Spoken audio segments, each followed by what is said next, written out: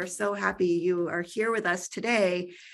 We have so many questions from the audience. We have so many questions that we've prepared for you, but I wonder, could you start off? First, may I call you Daniel?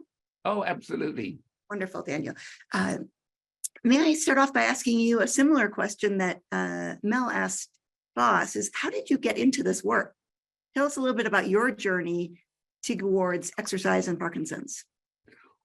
Well, in that case, I'll base my story a little bit on Baz's. So when I was young, or younger, I used to run and I used to play rugby. So I was an athlete and I loved sport and I loved athletics. I used to play rugby and run intermediate hurdles.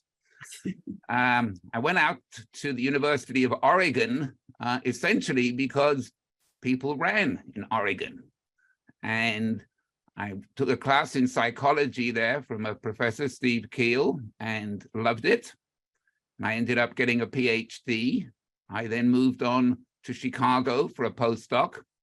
And I did relatively basic work in understanding patterns of muscle activation. And that is how people move their limb from point A to point B. And at some point, I started reading papers on muscle activation of people with Parkinson's disease. And fortunately for me, at the time, just like Baz went to America to find an expert, I went to England to find an expert. His name happened to be Professor C.D. Marsden. And so I spent a year from 1994 to 1995 working primarily with Professor Rothwell, who's a world-famous neurophysiologist. And we looked at whether people with Parkinson's disease are weak. And at the time, conventional wisdom was they're not, okay? But we showed quite clearly in a paper in 1995 in Annals of Neurology that when you remove dopamine replacement therapy, lo and behold, people become weak.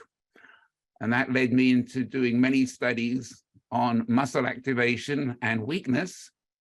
And then I did a clinical trial and have carried on in the area of Parkinson's disease ever since.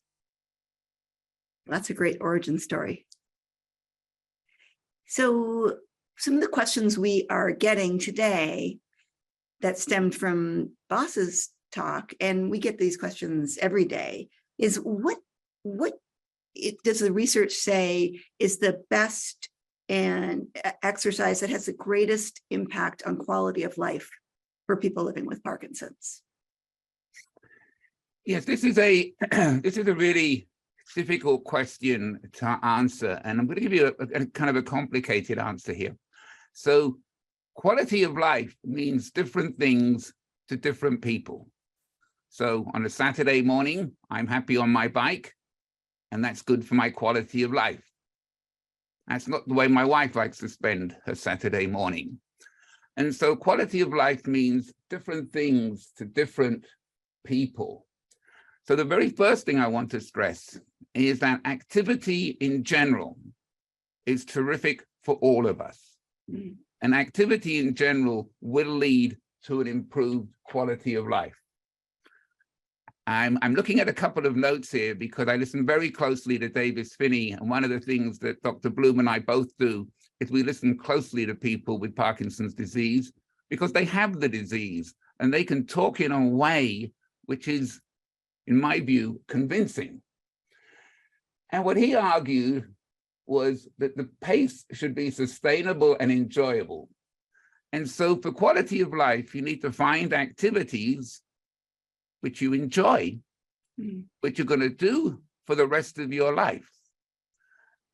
Later on, we're going to be looking at dance.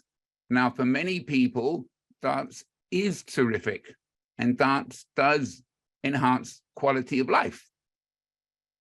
Dance is not everybody's cup of tea. Now, my own view is if you happen to have Parkinson's disease, you should pay very serious attention to dance because it is very, very good for you. So part of what quality of life is about what you enjoy, what you're willing to do.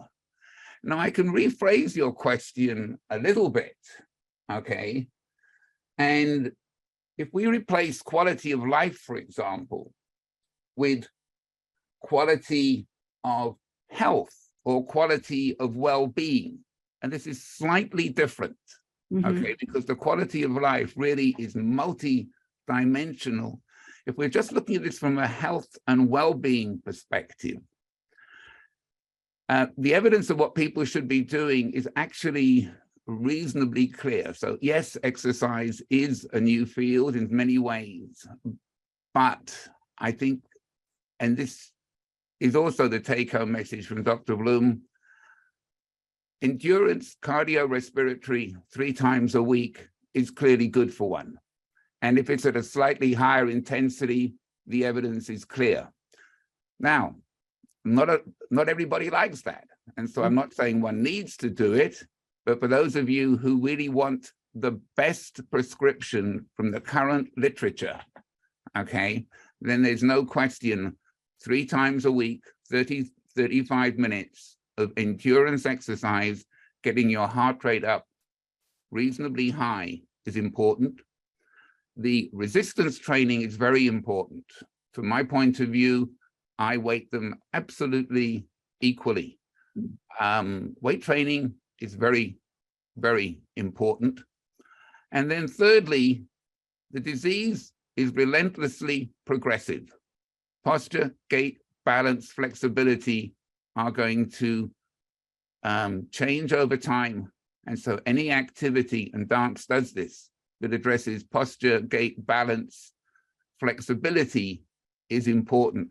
And so that prescription, if one's goal is to optimize one's health, and earlier on today we heard that at any stage in our life, COVID can come along, flu can come along, a lot of other things can come along. The more resilient our body is to dealing with any health change, the better off we are. Would you mind, Daniel, summarizing those 3 points again, just for our listeners, the 3 things that are ideal for overall well-being and Yes. Parkinson? And then, by the way, we have many people here who are loved ones, who are family members, who are health professionals. This applies to us all. We should all be doing endurance exercise 3 times a week for perhaps 30 minutes a session. Okay. Whether it's on a bike, whether it's on an elliptical, whether it's on a treadmill, it's really not that important. But the important thing is that one's heart rate is getting elevated. So point number 1, endurance. Some people call it cardio, some people call it aerobic. It's all the same thing. You reach a point when your heart rate is elevated. 2, you should be doing weight training. And I can tell you, Davis Phinney and his dumbbell is no better example than weightlifting.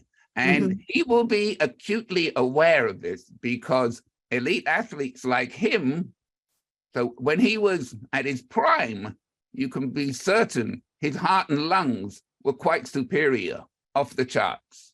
You can be equally superior, you can be equally certain that had his bone density been looked at, it would not have been great. So elite cyclists, over time, you have a drop in bone density because you're not lifting weights, because you're not walking, because you have no load placed on bone. And so to see him lifting quite an impressive dumbbell. So point number 2, weights. And point number 3, any activity that's good for balance, be it dance, be it Tai Chi, be it yoga, they're all terrific. The important thing here to realize, they all subserve slightly different purposes. In the chat, somebody asked the question, which of something is better? I don't look at it like that. It's a little bit like, if you ask a dietitian, should I eat protein? Should I eat fat? Should I eat carbohydrate? They will tell you, you need the right balance of the 3 for your body at your stage in your life, doing what you're doing. And so it's a question of balance. Yeah, you've made it so understandable. Thank you for that, and accessible. Folks are asking, about ping pong and pickleball. Would you put those into the balance category along with yoga, tai chi, and dance? Oh, absolutely. Ping pong is terrific. Pickleball is terrific. Anything you can do for your eye-hand coordination. Baz had his fingers up when he was talking about strength. Manual dexterity declines. Anything that's good for eye-hand coordination. The Parkinson brain does really well when it has external stimuli coming in. Those of you who have the disease, those of you who freeze, your therapists will have given you a variety of treatment ideas that basically have stimuli coming in. So both of those are terrific. Absolutely great. All right. So from the beginning of our webinar, we polled people about what they do and how much exercise they're doing today. So we've got a group here, over 600 people watching right now. More will watch this afterwards who are maybe not exercisers. Daniel, how do you recommend that folks who don't exercise, have never really exercised, but have heard you now and have heard the science, what do you recommend about getting started, getting over that hump of getting out off the lazy boy, off the couch and starting to exercise?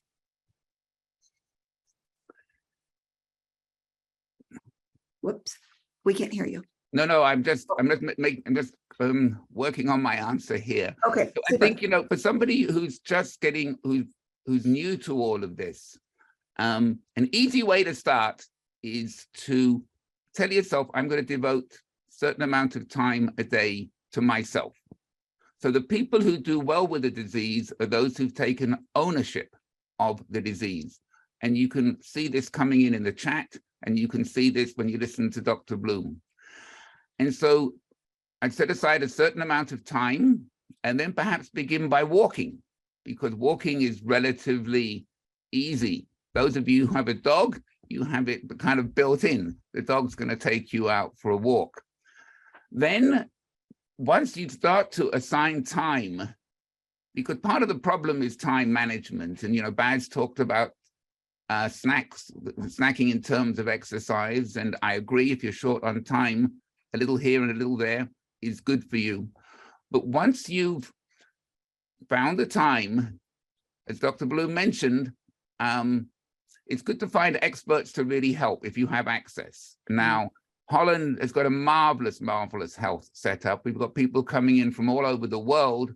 You're in different areas. All over America is different. But if you can find an expert to help you, a PT, an exercise scientist, then they can kind of move you in.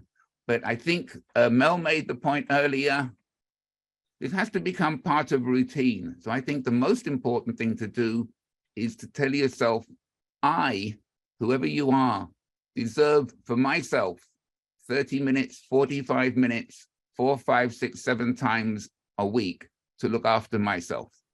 Start with a little walking and then progress to a health club, a dance class, a yoga class, and then start to build it up to the point that over the course of a week, you're doing cardio, resistance, posture, gait, and balance training.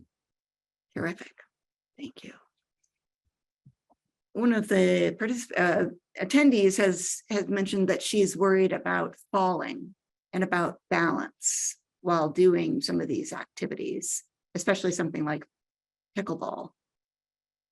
What would you say that person should lean into when thinking about balance? So when you start with Parkinson's disease and you first see a neurologist, and if you're diagnosed very early in the disease, your balance should be relatively normal. There's what is called, and those of you who have the disease, you've had it done, you have a pull test. And if early on in the disease, you don't move very much when a physician pulls you from behind.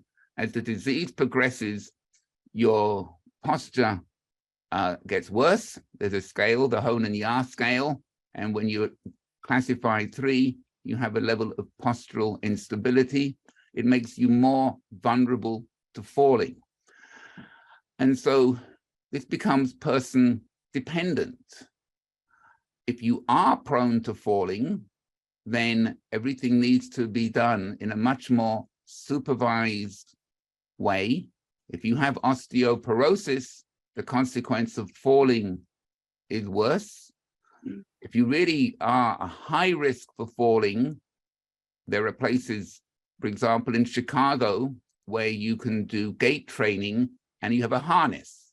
And there's something called partial body weight support training, where in fact the harness actually takes up a little bit of your weight. And so you can't fall.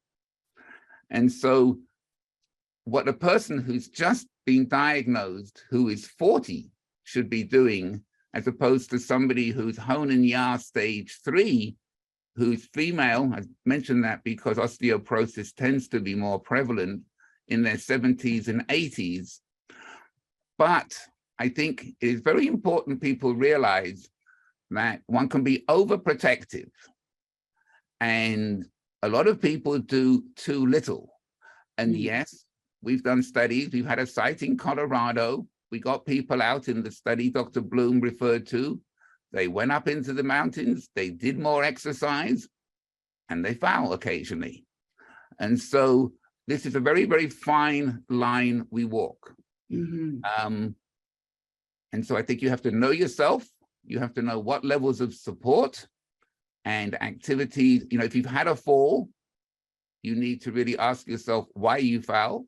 As an aside, 50% of the people on this call who have the disease will have orthostatic hypotension.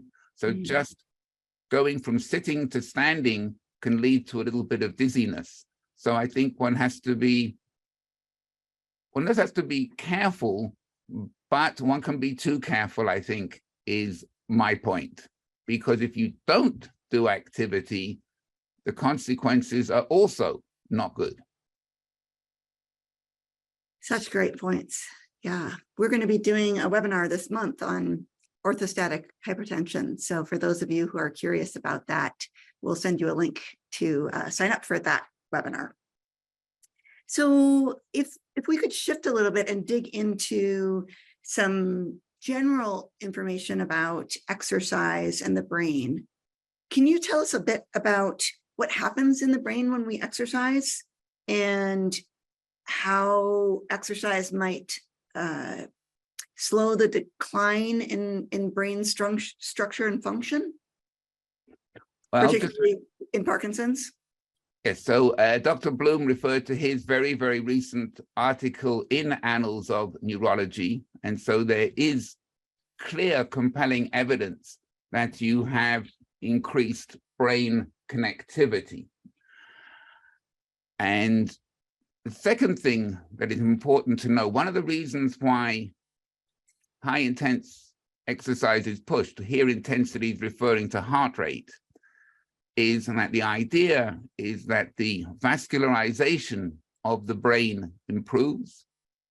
As the blood vessels in the brain become healthier, as you can take more oxygen to different parts of the brain, that certainly improves brain function.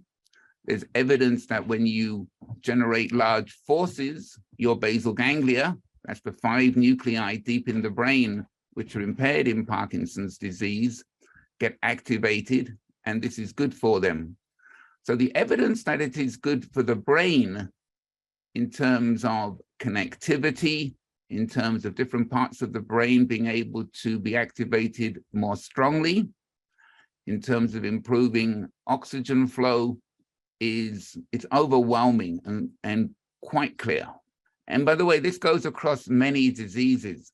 So you can look at Alzheimer's disease, and there are benefits to exercise. You can look at aging and healthy aging. It's a kind of universal, it's kind of universally good at the level of the brain. So you mentioned aging. A person with Parkinson's has got two issues, right? They have Parkinson's and we're all aging. Can exercise make the brain and body younger, if you will? So I think it really depends where one's starting point is. I think for somebody who's aging healthily, and I like to hope that I'm aging healthy, the best we can do is to stay where we are. So no change is the goal. I think we need to be kind of realistic. So right now, if I'm privileged enough to be asked to talk in 10 years, if I come back with no change from today, that would be spectacular. Now, if one is not in great health, if one, and certainly when I turned 60, I wasn't in the same health that I am now. When one starts, so for those of you who've been sedentary for a long time, yes, I think one can, in fact, make oneself, quote unquote, younger, certainly in terms of performance metrics that one looks at. But really, the goal, so I'll be out in Colorado, hope to see some of you. I'm giving a talk on what happens when you age. And yes, your cognition goes down, your muscle strength goes down, your inflammatory markers go up. There is one positive note here. I like to think wisdom goes up as you age. And so as you've got all these negative slopes, because most of it's bad, cognition declining, muscle mass, strength, ability to stand on one leg, if we can just rotate that, and that's especially true in Parkinson's disease, because in Parkinson's disease, you have an aging component, and then you have, when the disease starts, it gets a little steeper, so you have a little bit of an acceleration, and what you're trying to do is to rotate that. And the people that I talk to, who really look after themselves, their slope of decline is not very steep. I mean, they're doing well year in, year out. And all the physicians I talk to, they know which of their patients have the disease, are exercising regularly. Yeah, as Mel mentioned in her interview with Boss, we see that in our community day after day. Those who are doing better, doing well, are those who are really following this mantra of do something now and use it or lose it. And that seems to be pretty stark, the contrast in people. Oh, the contrast is black and white. It's absolutely dramatic. I mean, so I think the most clear example that I can give you as to why, of evidence, it is anecdotal, but it's quite compelling. So during COVID-19, many places were shut down for exercise. Lake Forest is a hospital in the northern suburbs of Chicago, which has a terrific exercise program for people with Parkinson's disease. And I'm sure wherever you are in the world, there'll be places which have programs like this. Well, when they were shut down, they noticed how quickly people were deteriorating with Parkinson's disease. And they managed to get permission to stay open, which is really quite impressive. And the argument was made that it was a health medical necessity. So for those of you who don't believe it, spend 3 months getting yourself in quote unquote better shape, and then stop for 3 months and see what happens. And I have a Zoom meeting every month with people with Parkinson's disease, and the likelihood of me talking them into not exercising for 3 months to prove the point is zero. Okay. Right. It's just not going to happen. And you can imagine not taking, for those of you on Cinemet, not taking Cinemet for 3 months. I think most of you probably wouldn't do that. And exercise is exactly the same. And of course, there is this potential, Dr. Bloom talked about his study and my study, which have hinted that there may be a protective effect. And so it's a long way yet for us to show that's true, but exercise has so many other benefits that even if it's not true, it's still worth doing. But if it has a protective effect, continuing to exercise is very good. Yeah. I think you're right. We find when we speak with people in our community about not exercising for a few days, that is hard to imagine. And well, yeah, it is. It absolutely is. Yeah. I want to ask you a bit about research, current research. What do you see out there, Daniel, that's most exciting or notable that's being done today in the field of exercise and Parkinson's? I think the most overwhelming part, the fact which overwhelms me is just the amount. There's 137 clinical trials, and I got that number from another talk Dr. Bloom did, which you can find on YouTube. So in terms of interesting, it's just the number is interesting to me, and they're all showing benefits. So that's point number one, okay?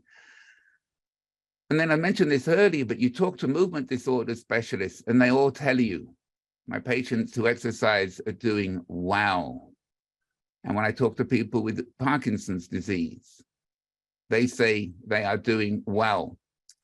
And then if we look at the literature, the evidence that high intensity may have a slightly increased advantage over lower intensity, I think is important.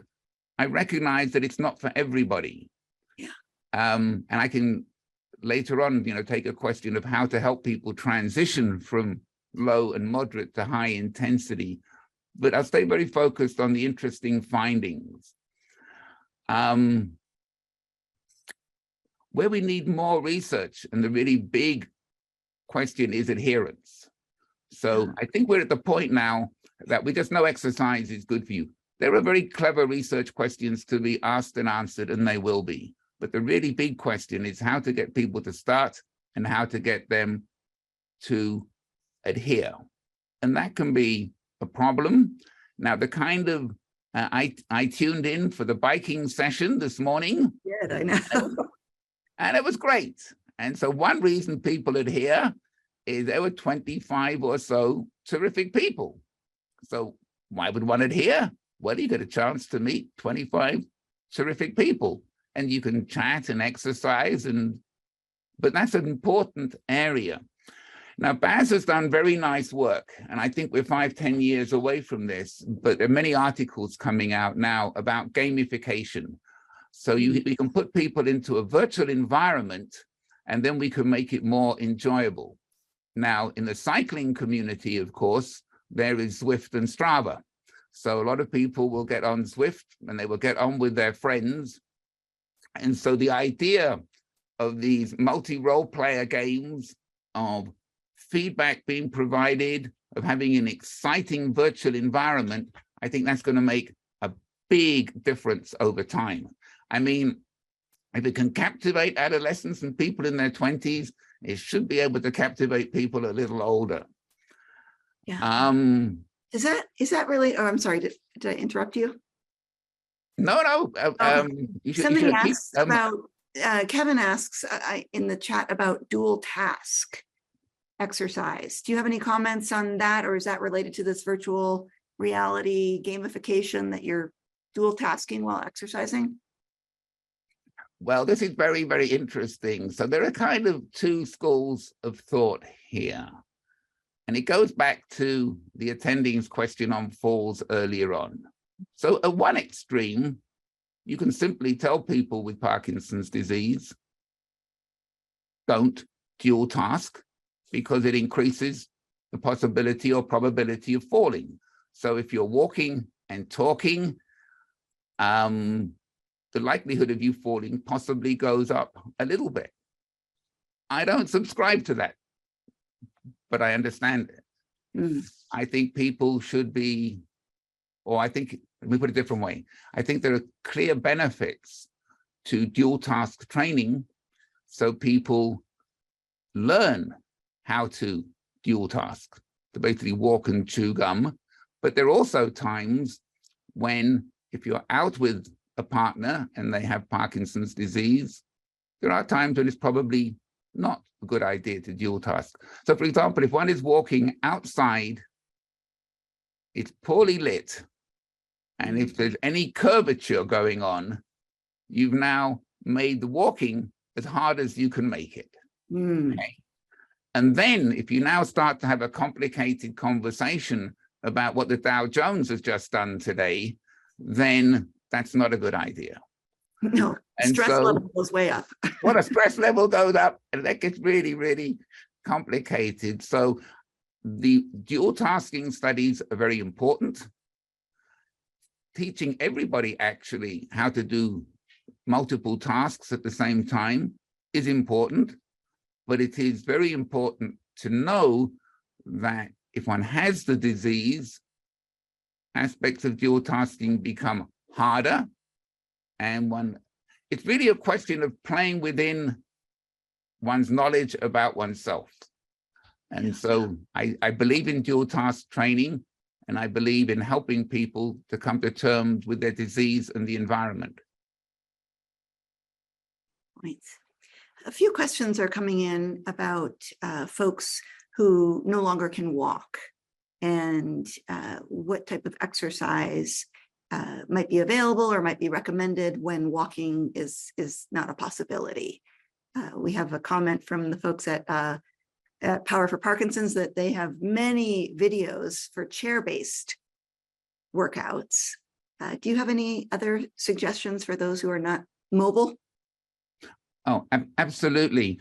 So the benefits of exercise remain with one till pretty much end of life. And people will reach a point that they may be in a wheelchair, they may be in a chair. I think I looked at the dance programs which were shown on the website, and much of that is done seated.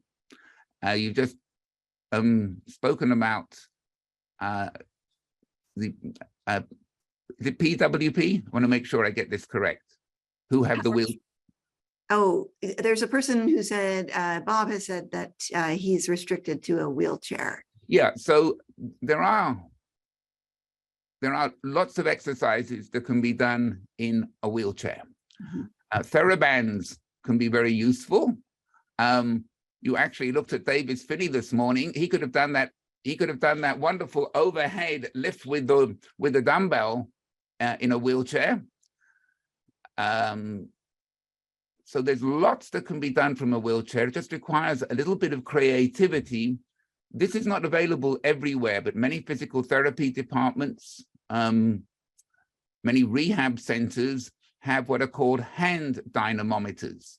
So a year and a half ago, I wasn't very clever. I managed to rupture my Achilles tendon. And so for many months, anything with my legs was not possible. But I got on a device and I just got the same cardiac workout using my arms as I normally would if I was on a treadmill, a cycle, or an elliptical.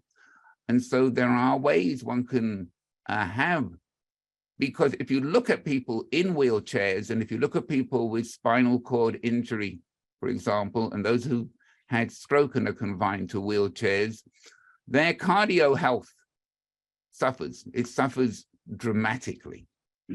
And so, one can use therabands, one can do dance, and this is all terrific, but they're not getting the heart rate up. And so if you are in a wheelchair, and if you can find access to what is basically a hand dynamometer, you can then do your endurance workout using your arm muscles instead of your leg muscles. And I did that because I didn't want to have a reduction of too much in my cardiorespiratory fitness over the 4 to 5 months that it took to rehab.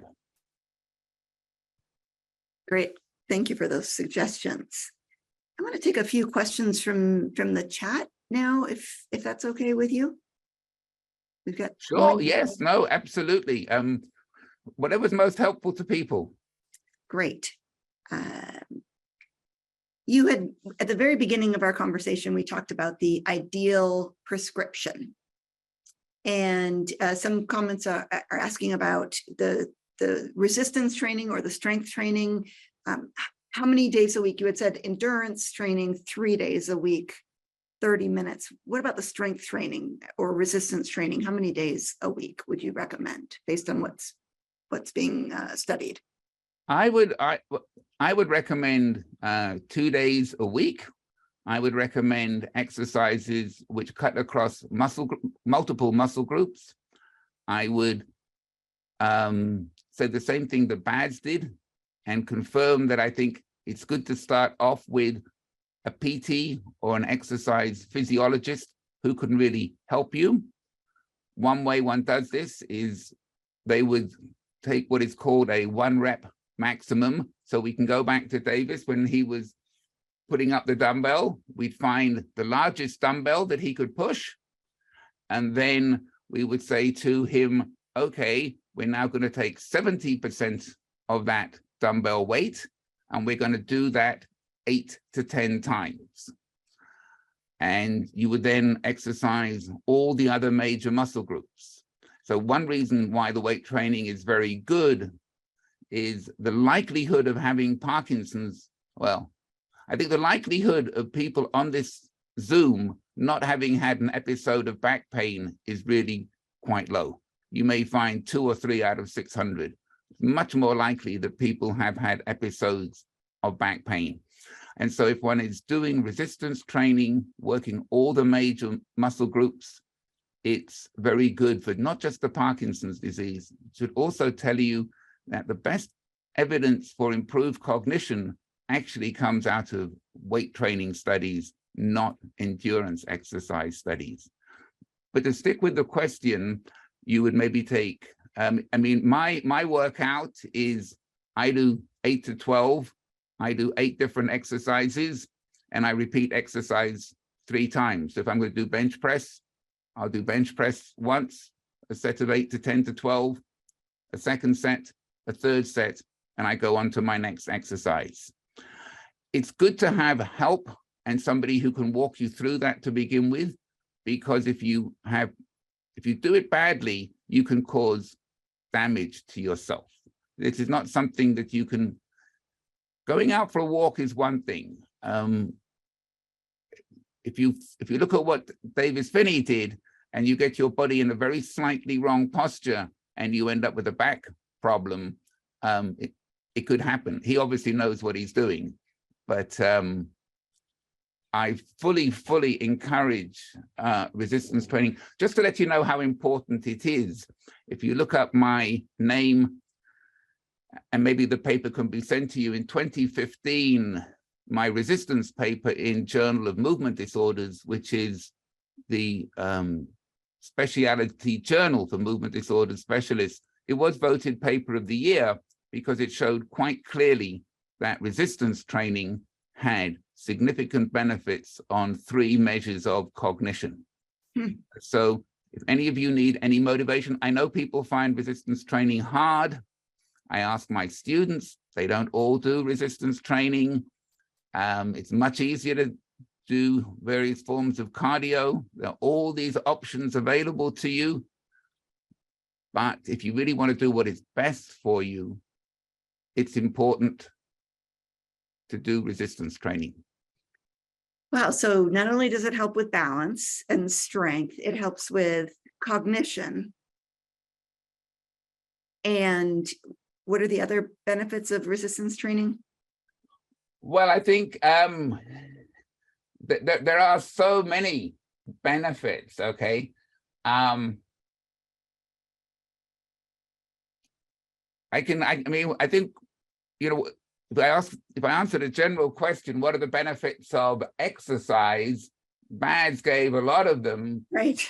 But for resistance training, it's definitely the bone strength, the cognition, the tone. So an easy way to think about why you should be doing resistance exercise is when you look at people who are frail elderly, and you look at how they get out of a chair, they use their arms as much as their legs. Mhm. And that's simply because they've lost the strength and coordination in their lower limb muscles. So anytime you need any prodding to work on your leg muscles, just think that at some point in life, sit to stand is going to become potentially hard for you. And the stronger your leg muscles are, the stronger your back muscles are. And it turns out if you need your arm muscles, the stronger you can make them. Because, you know, one way to look at Parkinson's disease is that it's a major mobility disorder. And what all of our work is designed to do, the work that Baz does, the work that I do, the work that many other people do, we're all trying to help maintain mobility in a disease, which is a movement disorder. And strength training does that. Thank you. Is there a thing as too much exercise for a person with Parkinson's? The quick answer is yes. Okay, so, but now let me give you a longer answer. The single most important thing is to know one's body and know one's disease state. I try to persuade the Zoom group that I meet with every month that a day of rest is good. And one of the people on the phone said, not for me. I need my exercise in the morning, my stretching, my mobility routine, etc., to get me up and going. And so 7 days a week is quite possible for many people with Parkinson's disease. My own view is it depends what else you're doing. If you talk to Phinney, I am quite sure he'll tell you all about really hard days, easy days, and recovery days on the bicycle. So as you get more and more into exercise, you have to think more and more like an athlete. So where Baz and I agree, and maybe it's because we both started off in athletics, is you need to think like an athlete. And that means you can overdo it, okay? I would never recommend high intensity endurance when that is defined as 30 minutes with your heart rate at 80% or higher. I would not recommend that more than 4 days a week. And some people may find that 1 day too much. The other thing is that exercise does lead to aches and pains. One can have problems with the Achilles tendon. One can have problems with the knees. So one can certainly over-exercise. It's a little bit like pills. It's a little bit like alcohol. You know, perhaps 1 glass of wine may be quite nice. And there's probably some evidence that it could be potentially quite helpful. But there's a point at which when you go too far, when it's clearly bad. And some people get so into exercise that they forget Dr. Bloom's kind of 6 points, and it's very much an integrated part. And so for those of you, and again, you can think of this like the coach of an athlete. Some athletes need to be pushed. Some athletes are just fine, and some athletes need to be held back. And I think for those of you who are pushing yourself too much, you should certainly look at your weight. You don't want to drop too much weight. There comes a point when, comes a point in life as one gets older with a possible frailty looming on, that an extra pound or 2 is no bad thing. Some people get so driven by the exercise. So one can definitely over-exercise. Listen to your body. The other day, last Sunday, I just couldn't exercise. I was just wiped out. Not sure why. Did a great session the next day. I didn't lose anything over time. But listen to your body. That's such a key takeaway. Listen to your body. You know, absolutely. Yeah. People are asking about Pilates and that type of exercise. Where would you categorize Pilates in the overall spectrum of exercise? Well, I think I'm a big fan of Pilates. And I think it is very, very beneficial. I earlier mentioned back problems. I think if one does Pilates, then it is very, very good for the core. And everything goes around the core. I'm sure David Phinney will tell you that if you're going to be a great cyclist, you need an absolutely phenomenal core, because it's through the core that the power goes to the legs, which drives the pedals. So I think Pilates is great. It is very good for range of motion. It's very good for balance. I saw a Pilates class the other day where they were doing amazing, amazing moves. For me, it probably comes down in the third category.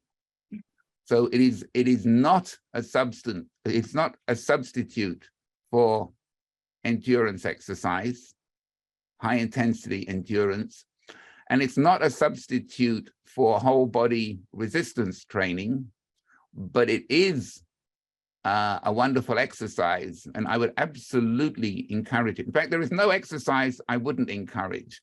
And so if Pilates is what you love doing, it is absolutely terrific.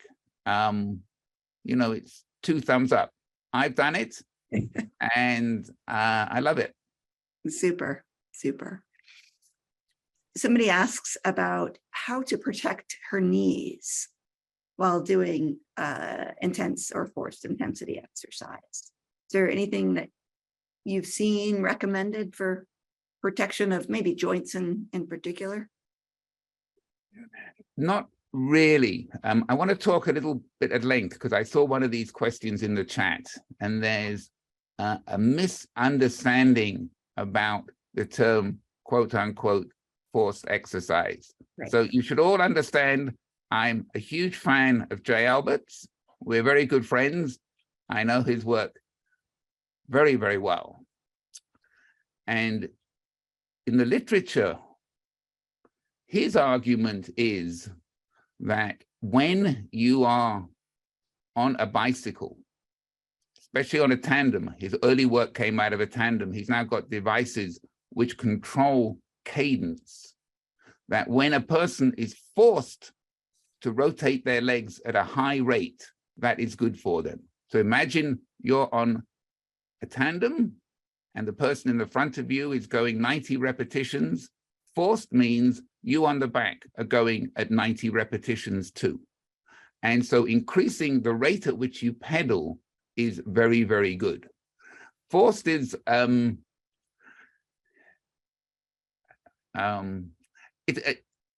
Jay and I have discussed this at length. It may be an unfortunate use of term, but really what it really means is you're being constrained to move at a rate faster than you normally would.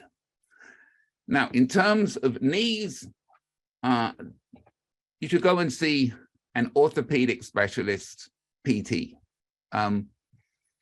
You should also avoid activities which put stress on the knees. So a minute ago, I told you weight training is great for you, and it is. You should not be doing a full squat if you've got knee problems under any circumstances. So you need to work with a specialist who can guide you. I'm not sure it was in the chat or whether it was earlier on today about somebody having to get fit for surgery.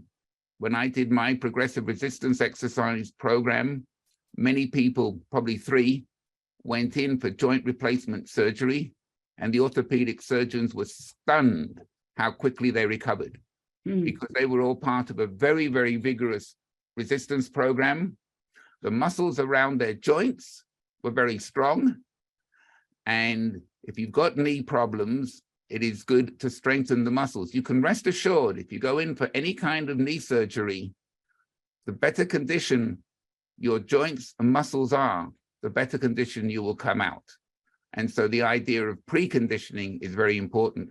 But it's very hard for me to give specific advice because it's all person dependent. For the person who asked about knees, find a really good orthopedic PT and find out why you've got knee problems. Got it. Thank you. Many folks are recommending or saying they do water aerobics and swimming Any thoughts on those as exercise modalities? Well, I can tell you by now, you already know what I'm going to say, but I will tell you, okay? They're great. They're absolutely great, okay? And again, it's finding what works for you. So we had the question half an hour ago, about falls. Well, when I'm at the health club and I see the water aerobics class, the very worst you're going to get when you fall is wet hair, okay? And so it has to be great. So if you've got a propensity to fall, now, if you're a little bit overweight, the water deals with that very, very nicely. You don't feel quite the same way. And so it's very helpful. If you've got joint problems, it's a little bit like earlier on, I talked to you about partial body weight support training, the idea that you have a harness. That's really what the water is doing. It's giving you a safe environment. So I'm very much in favor of it. If you actually swim, now you're getting very close to cardio. So you can get your heart rate up to 75, 80%. And I can tell you that when I go out and run, it's really hard now with my ruptured Achilles tendon. I feel much closer to my age than when I dive in a swimming pool. And when I'm swimming, I absolutely don't feel my age. So I'm a big fan. Yeah, it's also water aerobics. Whenever I go to a pool and there's a water aerobics class going on, it's a hugely social activity. Oh, absolutely. I mean, I actually sometimes watch the class. So I've done my workout and I may be going to kind of soak in a tub to make sure my back isn't too bad. And I watch and it just looks to me like an immense amount of fun. And I think this is what is really, really important for my first main clinical trial was over 2 years because I wanted to show that people could do it for 2 years, and they did. I happen to be the principal investigator of Sparks 3, which is a phase 3 clinical trial designed to test 2 different doses. And that study is over 2 years because we want to see if people will stay in the study. So if you look at what is probably most popular, so when I give talks, my favorite slide, bar none, that I show is rock steady boxing slide. And in it, I've got 20 people totally engaged, totally smiling. And as I learned this morning, one big advantage of rock steady boxing, and this wasn't my comment, the punch bag doesn't punch back. So you're getting a great workout.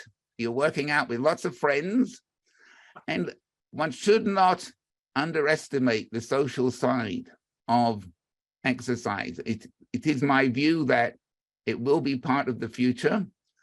And what happens is you may not be having a great day. Anxiety may be a little bit up. You may have that little apathy that Dr. Bloom was talking about. But your friend at the health club is waiting for you, or your friend on the bike is waiting for you. And it may give you just that little bit of motivation to get over the hump, to go out and do it. Yeah. And so the social aspect of the swimming, I think, is great. The social aspect of the 6-a-week Davis Phinney rides that you can do, I think is great. And then I can tell you something else, and I know I'm being recorded, but I've been now working with people for Parkinson's disease for a long time, and you all seem universally nice. Now, sometimes somebody says, well, Daniel, the neurologist has only referred to you somebody who's nice. But I've met lots of people, and for those of you who are undecided or struggling, find a social group. Now, not everybody is social. And, you know, some people just like to do it themselves, in which case you can get on Zwift and tune everybody else out. But the key thing here is know thyself. The literature is clear, okay? The literature is so clear. You've got this message by now, but let me put it to you in a very blunt way. If you look at any disease out there, and you ask where the biggest difference is, it's going to be nothing versus something. And then once we get above the something, then everything else after that is progressively refining it. And I've worked with enough people to know that what they really want is to refine it for themselves, to do the absolute best for themselves based on the current literature. But if you find it hard, you know, find a social group, find a walking group, find a dog walking group. There are all kinds of ways. I happen to have suggested to my friends in the past that they use an app. I'm not advertising any apps. I'm absolutely not. It's not my job to, and I won't. I'm mentioning one because Strava is a way that you can connect with people. So if you go on and you do your 30 minutes and you suddenly find that now 7 other people tell you good job, you may find that motivating. Other people don't resonate to that. They just want to be left alone and do it. Yeah.